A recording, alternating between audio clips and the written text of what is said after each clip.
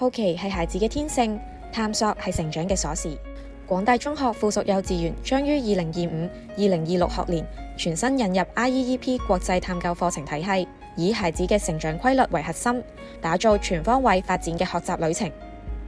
IEEP 課程立足現實生活，放眼未來，透過真實情景、遊戲化學習同埋探究式互動，激發孩子嘅好奇心與創造力，讓孩子在快樂中建構知識，成就未來嘅全球小公民。廣大中學附屬幼稚園啟蒙探索之旅，從呢度開始。等我哋一齊嚟睇下 IEEP 國際探究課程究竟係啲咩啦。IEEP 班級嘅學生都會學習啲咩內容？ IEEP 基於6條探究線索，建構孩子3年嘅課程學習內容。呢6條線索分別係：我們是誰？孩子從中探究自己與周圍嘅人；我們身處什麼時空？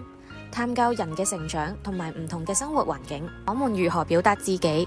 學會與他人溝通交流，更好地融入社會。世界如何運轉？探究自然萬物變化嘅規律；我們如何組織自己？探究社會規律，共享地球，學會熱愛自然，尊重自然，保護自然。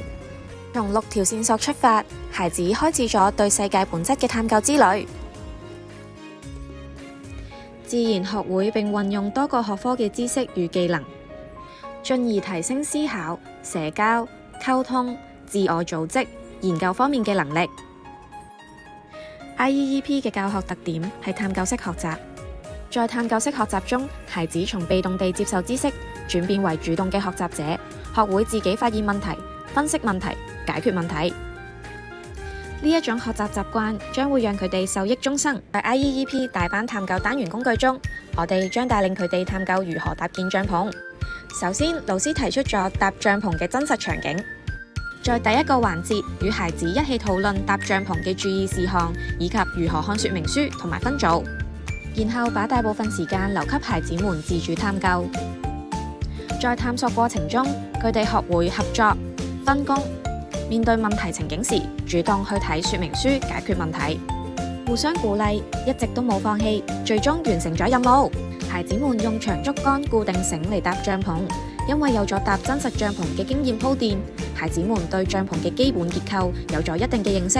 佢哋發現帳篷都係三角形嘅，於是喺用長竹竿進行搭建嘅時候，本能地喺一開始亦都搭建咗三角形。不單單只係咁，在搭建中發現咗立體知覺，亦讓佢哋意識到帳篷不單只係三角形，佢係立體嘅空間結構。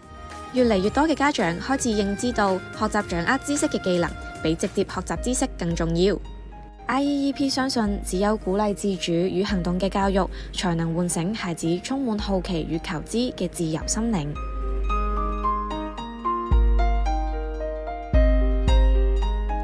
IEEP 成就孩子廣大嘅未來。